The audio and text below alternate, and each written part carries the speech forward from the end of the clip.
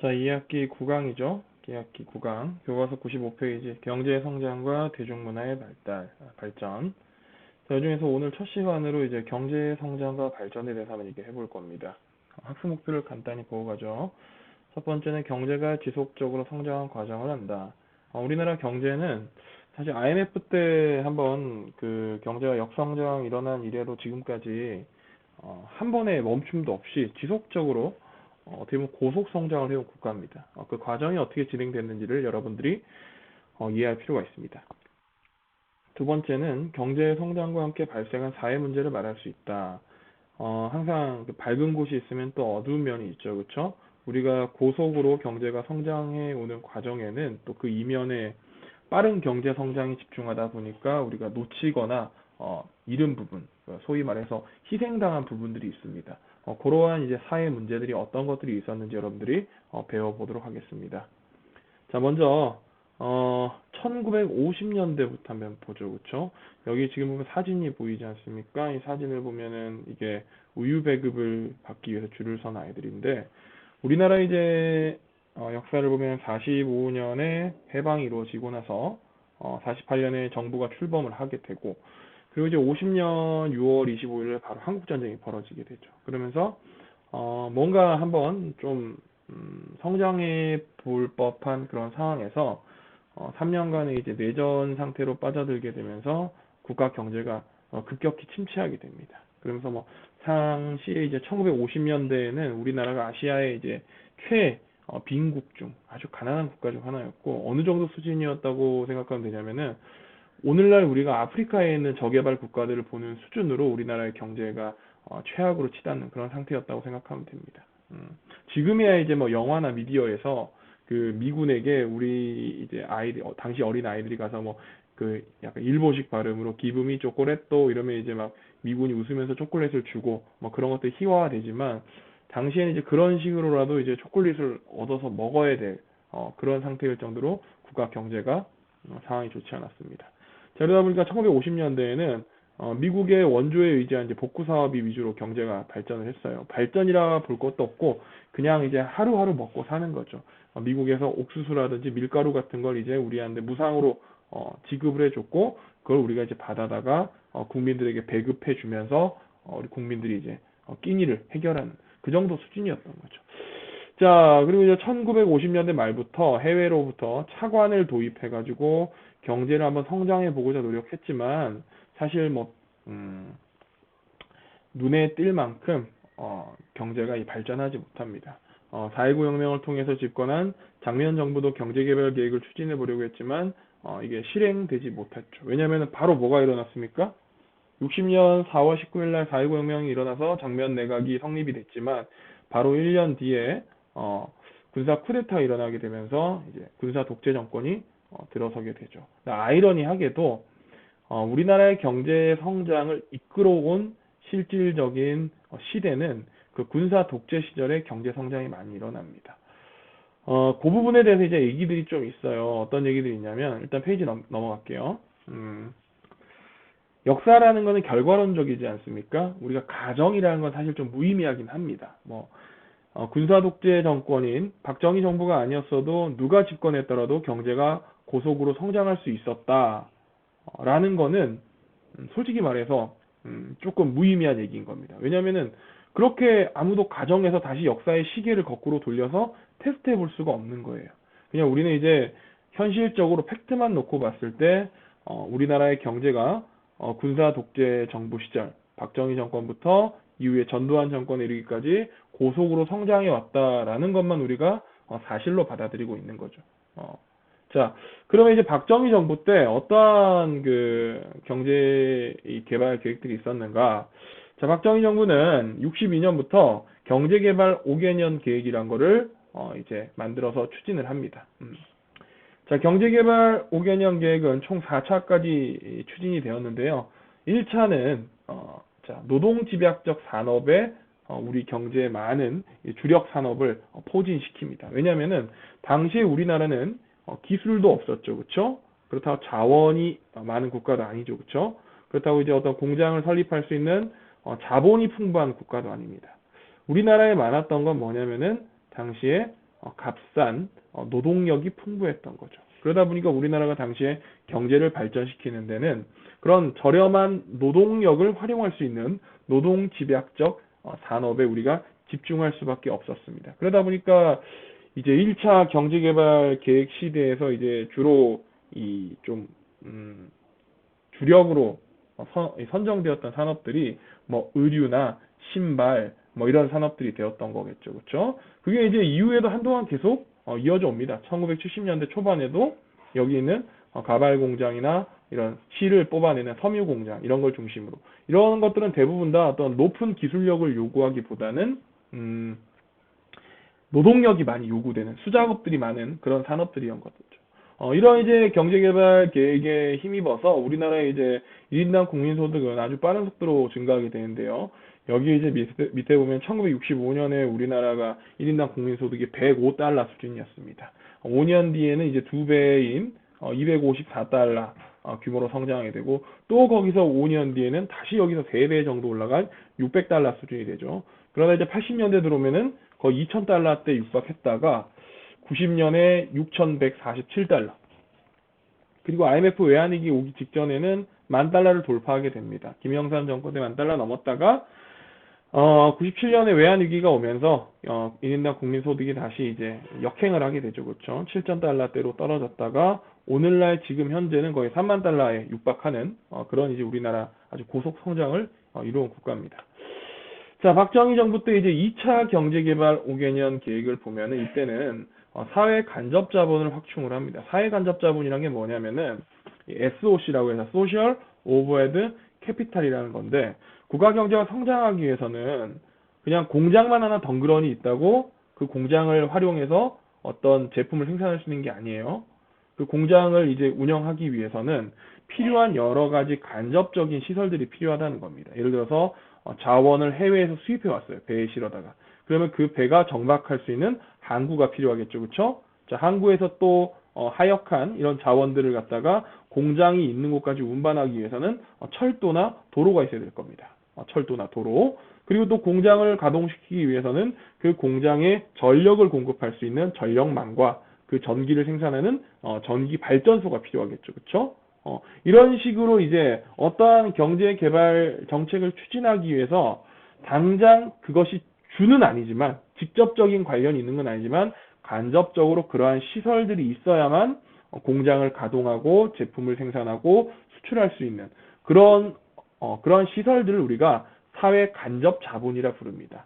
도로, 철도, 항구, 뭐 공항, 뭐 이런 것들이 다 되겠죠. 그렇죠? 발전소 이런 것들.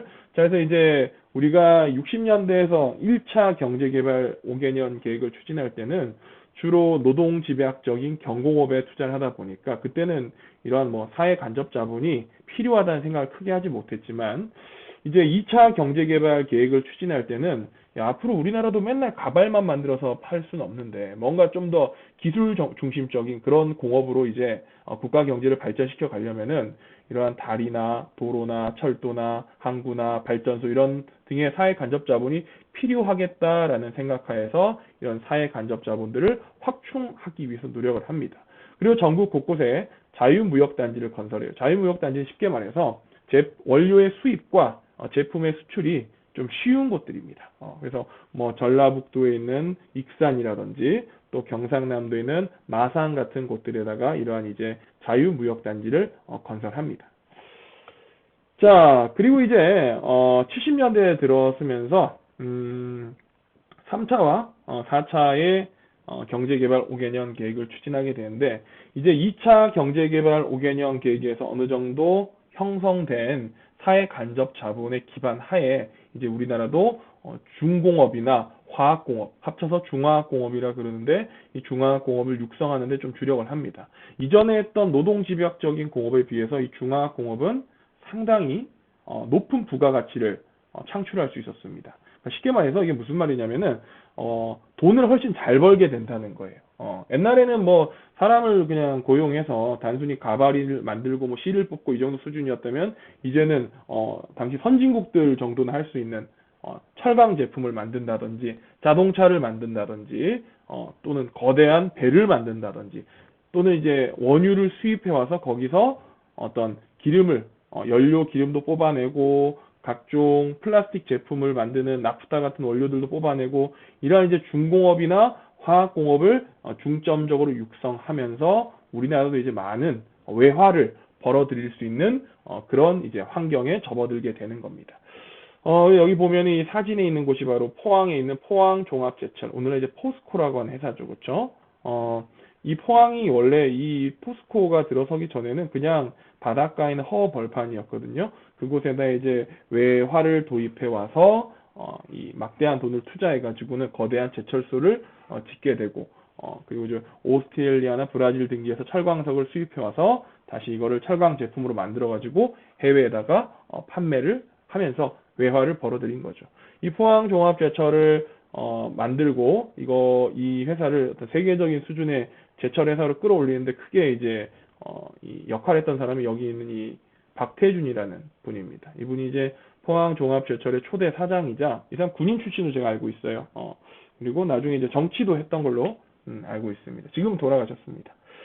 자, 이런 식으로 이제 우리 경제가 빠른 속도로 이제 성장을 해 왔습니다. 중요한 점은 여러분 이 두 가지를 꼭 기억을 해야 돼요. 이러한 이제 경제 발전이 고속으로 발전이 일어난, 지금 이 그래프 보면 엄청나게 기울기가 가팔라지잖아요, 그렇죠? 이러한 것들이 군사 독재 시절에 일어났던 사실이다. 그럼 우리가 어떻게 생각해야 되냐?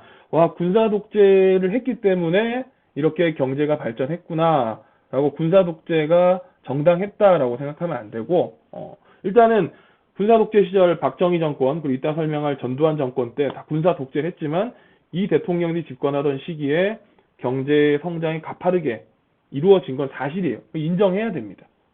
그 사람들의 이제 당시에 국가를 경영하는 어떤 능력이 뭐 나빴다라고만 볼 수는 없어요.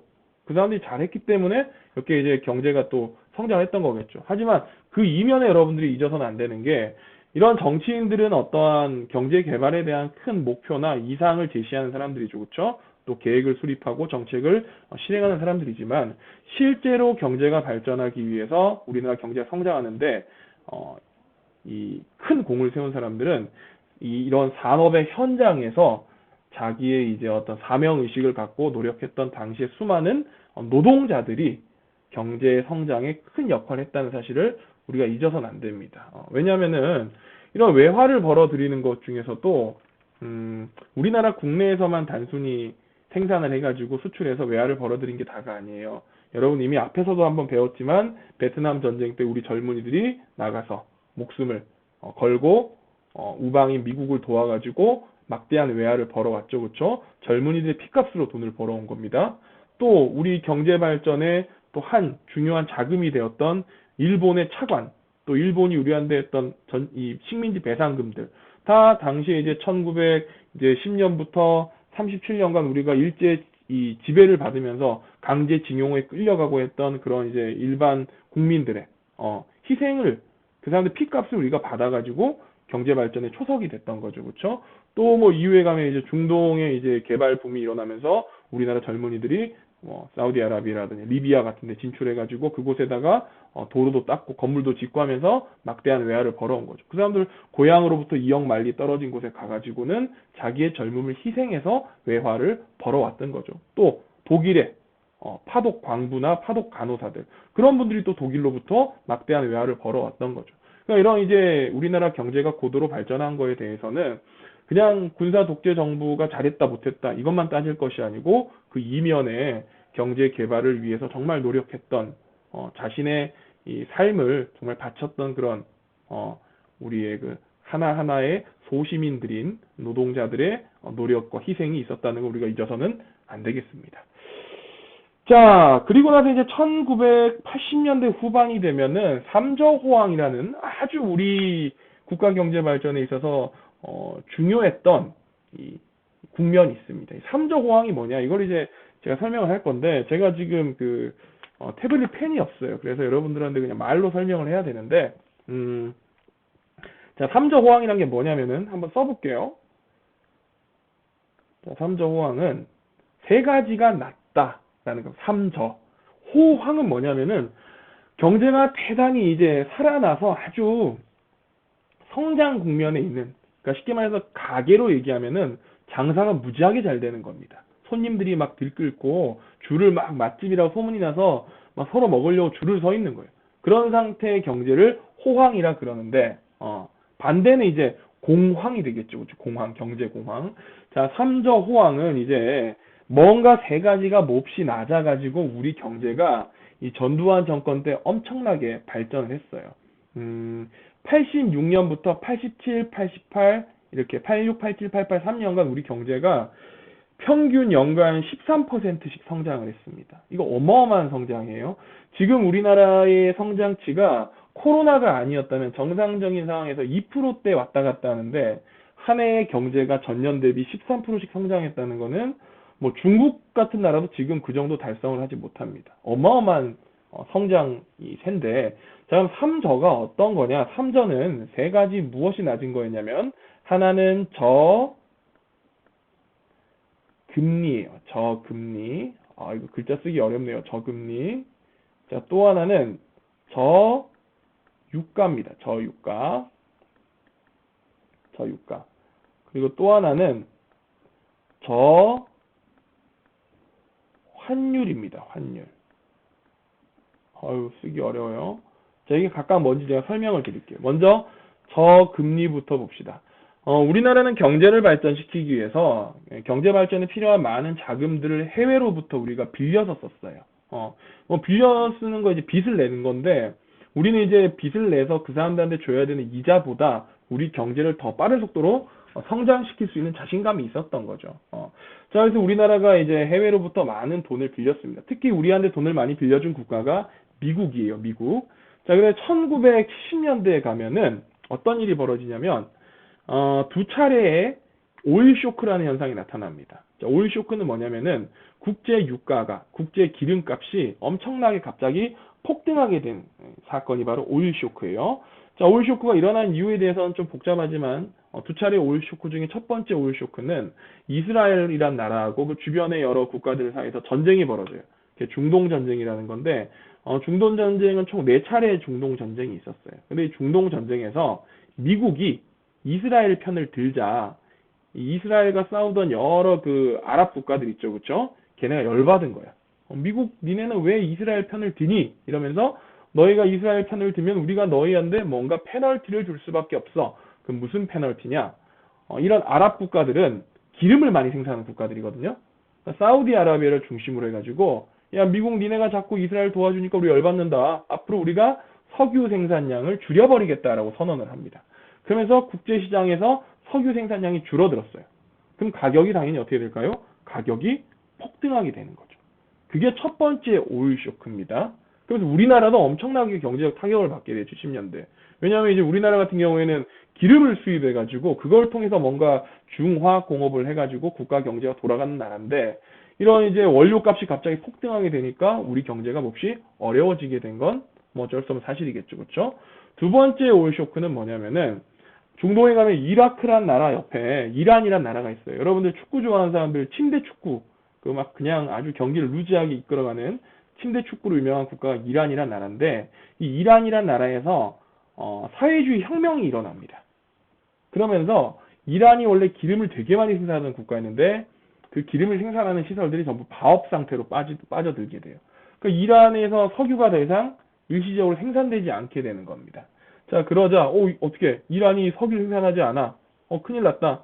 국제시장에서 석유 공급량이 줄어들겠구나. 그게 예측이 되면서 순간적으로 이 국제 유가가 엄청나게 폭등을 하게 된 사건이 2차 오일 쇼크입니다. 미국은 2차 오일 쇼크 때 자국에서의 물가가 급속도로 올라가는 현상을 막기 위해서 금리를 엄청나게 올려버립니다. 이게 좀 이제 어려운 내용인데, 자, 기름값이 올라가면은 물가가 같이 올라가요. 자, 물가가 올라가면은 국민들의 삶이 어려워지겠죠? 그래서 미국 정부는 금리를 높여버립니다. 금리를 단숨에 20%대까지 올려버려요. 자, 금리가 높아지면 돈의 가치가 높아지는 거죠. 그렇죠? 그럼 돈의 가치가 높아지는 걸 통해서 물건의 가치가 올라가는 것을 내려 누르는 겁니다. 금리를 올리면 원래 물가가 낮아지거든요. 그래서 이제 고유가를 통해서 물가가 올라가는 현상을 막기 위해서 미국 정부가 고금리를 채택하게 되고, 자, 금리가 높아지다 보니까 우리가 미국 안에서 막대한 양의 돈을 빌렸는데 돈을 빌린 대가로 우리가 미국한테 줘야 되는 이자도 엄청나게 올라간 거예요. 그래서 되게 부담이 됐는데 80년대 들어오면서 이 국제 유가가 다시 정상화되면서 미국 정부가 금리를 낮추게 됩니다. 자, 낮추게 되자 우리 입장에서는 미국에다 줘야 되는 이자가 줄어들게 되니까 경제적으로 조금 숨통이 트이게 된 거겠죠. 그게 저금리. 우리한테 되게 유리한 상황이 된 거죠. 자, 두 번째 저유가. 아까 얘기했다시피 70년대에 있었던 오일 쇼크 이후에 국제 유가가 정상화되면서 우리나라처럼 기름을 수입해가지고 뭔가 가공을 통해서 제품을 생산해서 수출해야 되는 국가들. 이런 나라들은 유가가 낮아지면 되게 경제가 땡큐가 되는 거고, 유가가 높아지면 경제가 어려워지게 되는 건데, 이제 이 기름 가격이 낮아지면서 우리가 되게 경제적으로 생산적으로 유리한 상황이 된 거죠. 이게 저유가입니다. 자, 세 번째 저환율은 뭐냐? 자, 이건 조금 상황이 복잡해요. 자, 이거 설명을 하자면은 환율이라는 거는 외국 돈과 우리나라의 가치 비교를 했을 때 그 가치의 비율을 환율이라 그럽니다. 좀 쉽게 얘기하자면 이렇게 생각하시면 돼요. 자, 1달러가 1,000원이다. 그런데 이 1달러가 1,000원에서 1달러가 1,100원이 됐다. 그럼 환율이 높아졌다 표현을 하게 됩니다. 우리나라 돈을 가지고 교환할 수 있는 미국 달러가 더 적어지게 된 것. 즉 미국 달러의 가치가 높아지게 된 것을 환율이 높아졌다라고 표현을 하고, 반대로 1달러에 1,000원이었는데 1달러에 900원이 됐어요. 그럼 이제는 옛날에는 1,000원을 줘야 1달러를 구할 수 있었는데 이제는 900원만 줘도 1달러를 구할 수 있죠. 즉 미국 달러의 가치가 낮아지게 되고 우리 원화의 가치가 높아지게 된 거죠. 미국 달러의 가치가 낮아지게 된 걸 환율이 낮아졌다라고 표현합니다. 자, 그럼 저환율이란 건 어떤 거냐? 여러분 한번 좀 생각해 봅시다. 우리나라는 물건을 해외에다가 수출하는 국가예요. 우리나라 원화의 가치가 높아지게 되면은 어떤 일이 벌어지냐? 우리나라의 원화의 가치가 높아진다는 거는 환율이 낮아진다는 거예요. 자, 환율이 낮아지게 되면 우리나라 물건이 해외에서 잘 팔릴까요? 안 팔릴까요? 안 팔립니다. 안 팔려요. 왜냐면은, 자, 예를 한번 들어봅시다. 1달러에 1,000원이었는데 1달러에 900원이 된 거예요. 그러면 우리나라 물건이 해외 시장에서 가격이 똑같은 우리가 원화로 바꾸자 해도 달러의 가격은 높아지게 돼야 되는 거예요. 그 해외 소비자들 입장에서는 우리나라 물건을 살 메리트가 떨어지게 되는 거지. 상대적으로 비싸지게 된 거잖아요. 근데 환율이 만약에 높아지게 되면은 외국 입장에서는 똑같은 달러를 줘도 우리나라 입장에서는 더 많은 원화를 받게 되는 거니까 우리나라의 그 해외 수출품의 달러 가격이 낮아지게 된 효과가 나타납니다. 그러다 보니까 저환율이 되면은 이렇게 생각하시면 돼요. 저환율이 되면은 우리나라 물건이 해외에서 잘 안 팔리고 고환율이 되면 우리나라 물건이 세계에서 잘 팔린다고 생각하면 돼요. 근데 이상하잖아요. 지금 저환율이야. 저환율이면 우리나라 물건이 해외에서 잘 안 팔려야 되잖아요. 우리나라 물건의 가치가 비싸지게 된 거란 말이에요, 상대적으로. 근데 왜 저환율이 우리나라의 경제 호황을 가져오게 됐냐? 이건 이제 이웃나라 일본하고 우리가 조금 연결시켜 생각해야 돼요. 자, 무슨 말이냐면은 1980년대 들어오면은 미국은 일본과의 무역에서 계속해서 손해를 보게 됩니다. 그러니까 미국 입장에서 좀 열받는 거야. 왜 우리가 맨날 일본하고 거래해가지고 손해만 봐야 돼. 근데 손해만 볼 수밖에 없었던 것이 당시 일본의 화폐인 엔화의 가치가 되게 낮았어요. 그러니까 쉽게 말해서 엔화의 가치가 낮다는 건 무슨 말이냐면은 국제 시장에서 일본산 물건의 가격이 되게 싸다는 뜻입니다.